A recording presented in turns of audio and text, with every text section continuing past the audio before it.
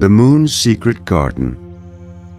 The night the stars sang. Once upon a time, in a cozy little house at the edge of a quiet village, there lived a child named Elara. Elara had soft brown hair that curled at the ends, and two big, curious eyes the color of warm honey. She loved many things. She loved warm soup on rainy days, and she loved the smell of fresh bread in the morning.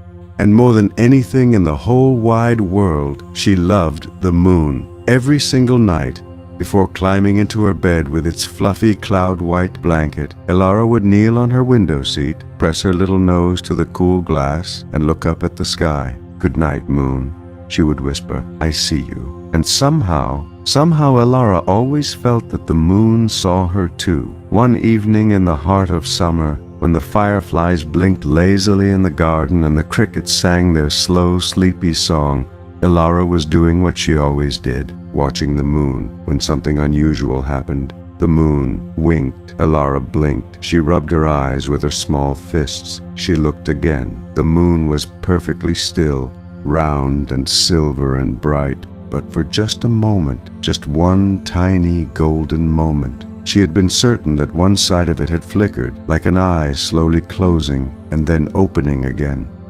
Said Elara. She decided to wait. She sat very still on her window seat and her knees tucked up to her chin, her breath fogging the glass just slightly. The village below was going to sleep. One by one, the lights in the neighbors' houses blinked off. One by one, the stars came out. The crickets grew quieter. The fireflies floated lower, closer to the grass. And then, just as Elara's eyelids were beginning to feel heavy as stones, she heard it, a sound. It was the softest sound she had ever heard, softer than a whisper, softer than the flutter of a butterfly's wing. It was almost like music, a single silvery note that rose and fell and rose again, like a small voice singing from very far away. Elara pressed her ear against the glass. The sound was coming from the garden.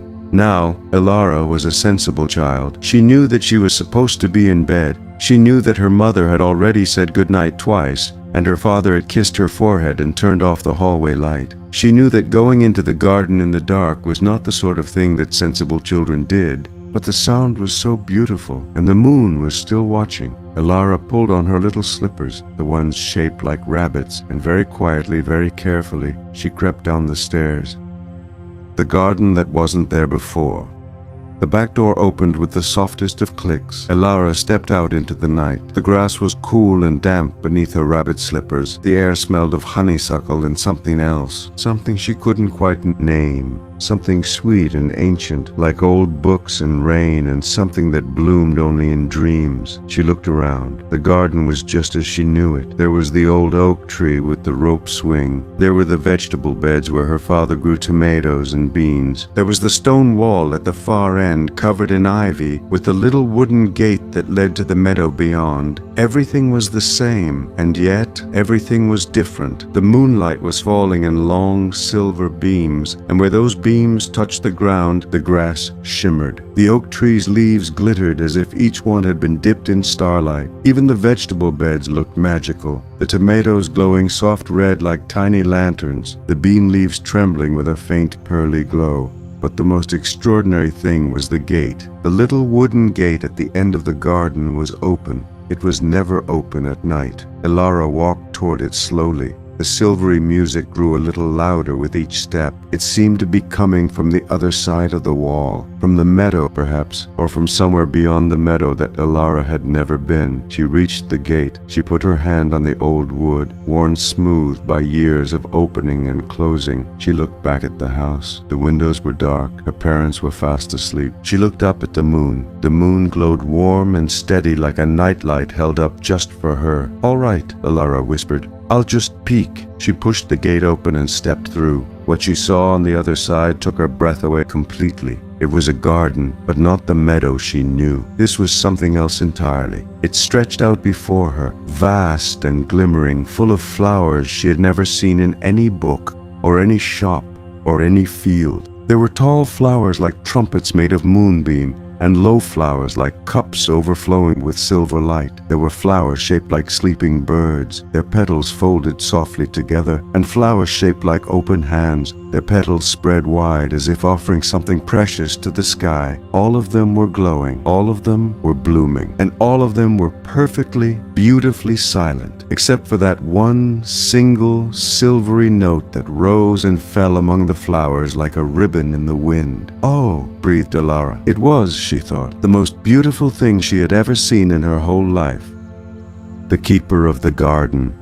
You found it." The voice came from somewhere among the flowers. It was a small voice, gentle and a little surprised, like someone who had been waiting a very long time and had begun to wonder if they would have to wait forever. Elara turned. Sitting on a large, smooth stone near a cluster of the trumpet-shaped flowers was a creature the size of a cat. But it was not a cat. It had the body of a fox, small and neat, with fur the color of cream and silver. Its tail was long and bushy and tipped with light like a held candle. Its eyes were large and round and the deep, quiet color of the sky just before full dark. That particular shade of blue that is almost purple and almost gray and is more beautiful than either. "Hello," said Elara, because she had good manners even in extraordinary situations. "Hello," said the creature. "What are you?" asked Elara. "I am the keeper," said the creature. "I look after this garden." It tilted its head. "And you are the first child to find it in a very, very long time." "What is this garden?" Elara asked, stepping further inside. The flowers brushed softly against her nightgown as she moved. They felt like the petals of the softest roses, only warmer. "It is the moon's secret garden," said the keeper. "It only blooms at night, when the moon is full and the world is quiet enough to listen. During the day it doesn't exist at all. It's sleeping, like all the very best things sleep." Elara considered this carefully. "Why is it a secret?" she asked. The keeper's tufted ears twitched thoughtfully. "Because," it said, "secrets that are kept with love become very powerful. Every night that the moon shines and this garden blooms and no one comes to trample the flowers or demand to take them home in jars. Every night like that, the garden grows a little bigger and a little more beautiful. The secret is what protects it." The keeper looked at her steadily. "And now you know the secret, which means you have a choice." "What choice?" said Elara. "You can try to tell everyone about this garden," said the keeper, "in which case I'm afraid no one will believe you.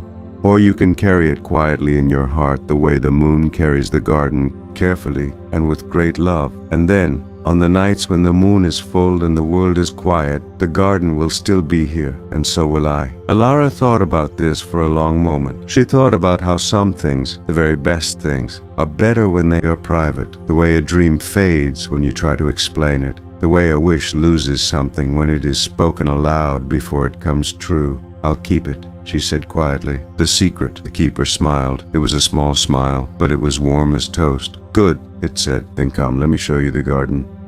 The flowers that dream." The keeper led Elara deeper into the garden, patting softly between the glowing flowers on silent paws.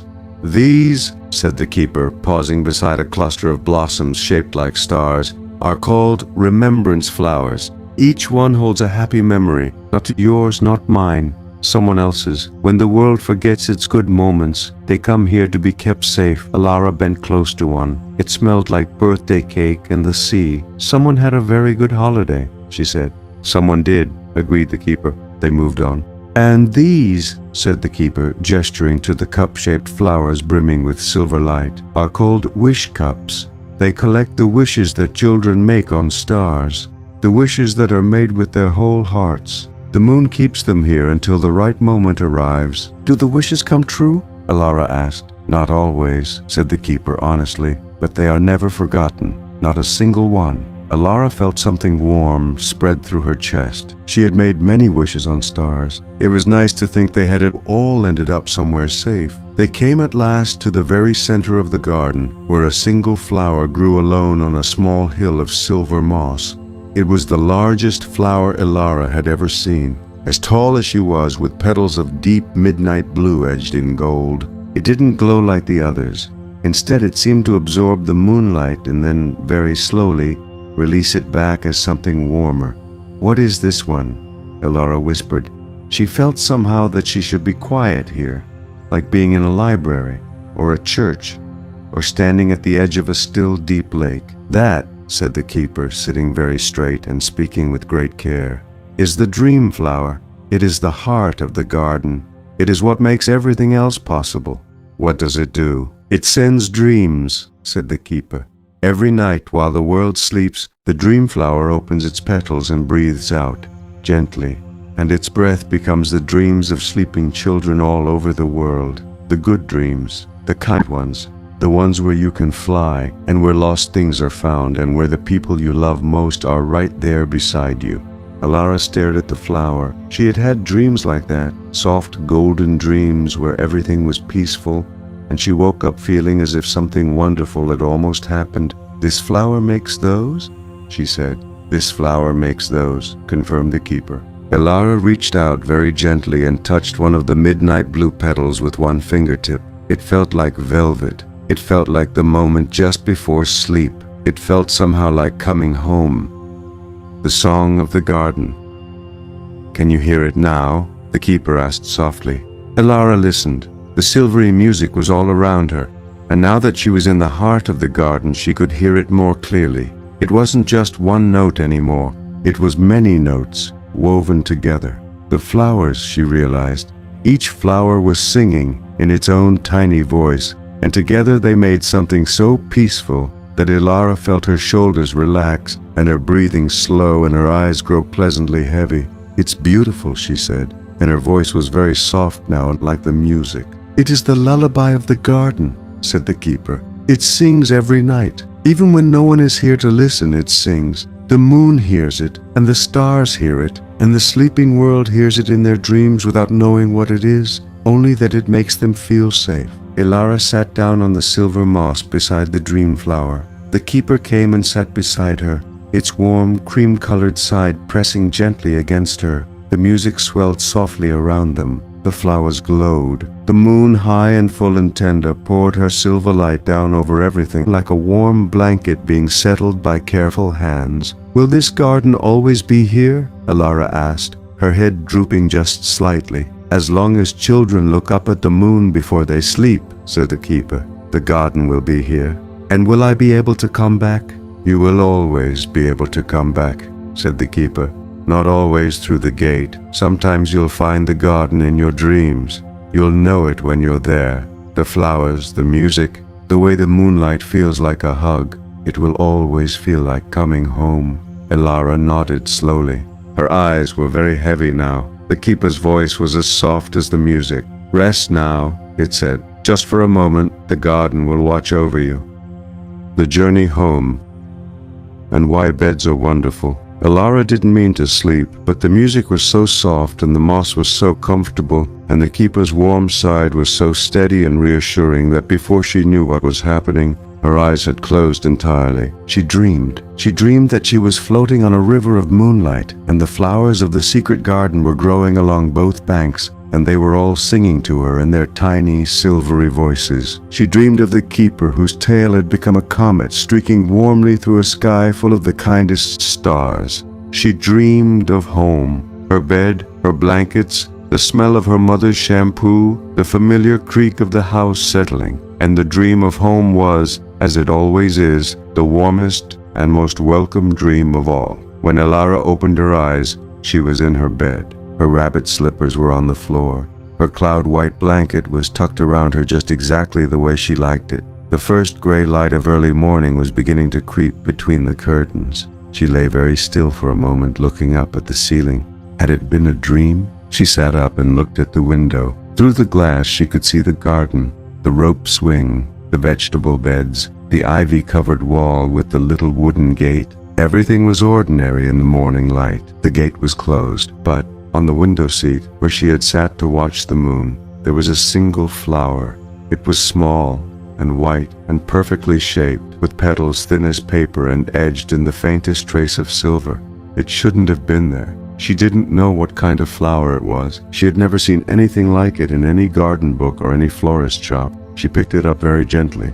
It smelled like the night, like moonlight and honeysuckle and something sweet and ancient. Old books and rain and something that bloomed only in very special places. Elara smiled. She held the flower for a long moment, then carefully set it in the little glass of water she kept on her windowsill. She didn't say anything to her mother or her father about the garden. She didn't try to explain the flower, and they didn't ask. They assumed, as parents often do, that she had found it somewhere ordinary and brought it in.